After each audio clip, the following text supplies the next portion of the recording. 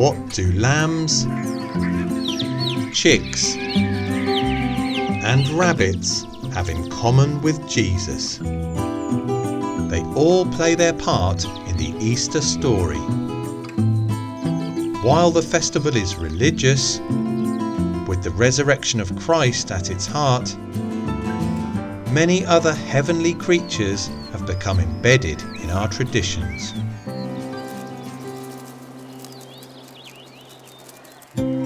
Let's start with one of the cutest, lambs. Innocent faces, but the backstory is anything but.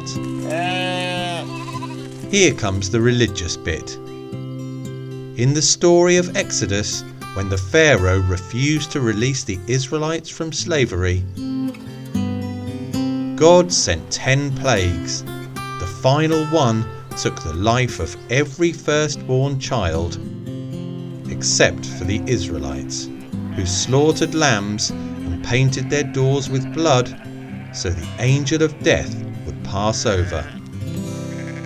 Lamb remains a popular meal to serve at Easter time. But here at Wild for the World, we prefer to just watch them frolic in the fields.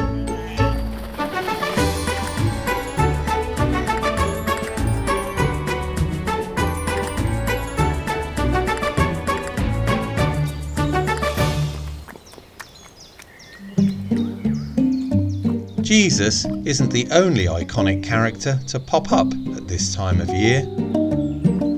The Easter Bunny might be a fan favourite, but it's a case of mistaken identity. According to history, the bouncy bringer of chocolate started off life as a hare.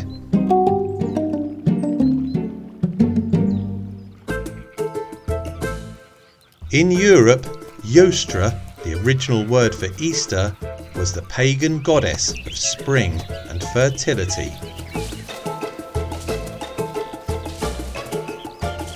And as fans of getting frisky and breeding like, well, rabbits, boxing spring hares were a natural fit. But with live young, it's hard to see how eggs became part of the Easter Bunny tale.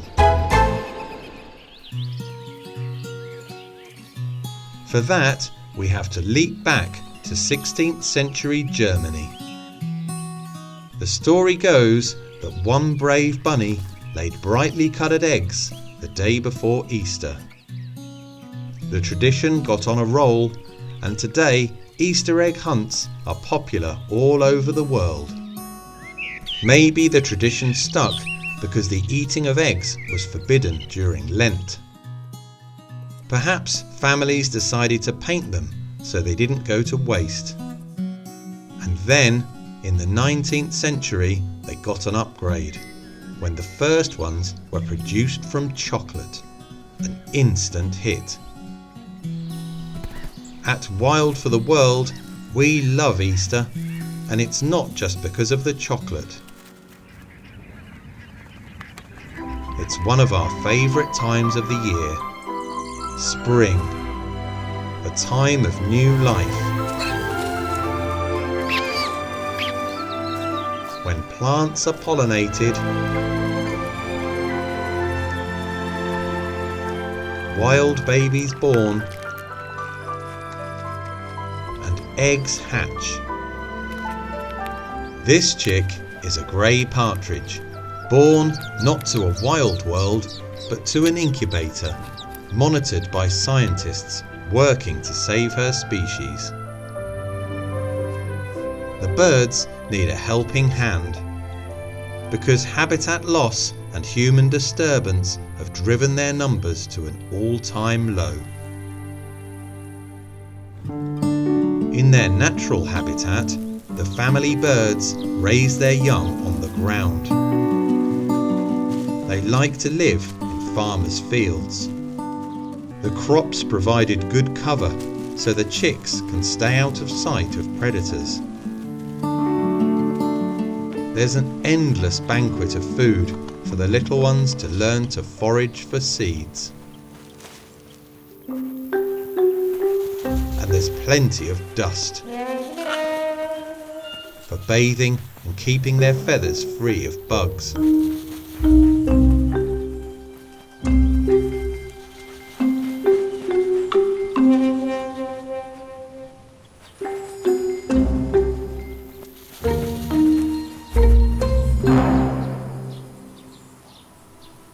It may look like the ideal place to set up home, but the birds are not safe here. Aggressive industrial farming strips out hedgerows, favours monocultures and kills insects with pesticides, taking away food and shelter for wildlife. In the last 50 years, the number of grey partridges have plummeted by more than 90%, a shattering statistic.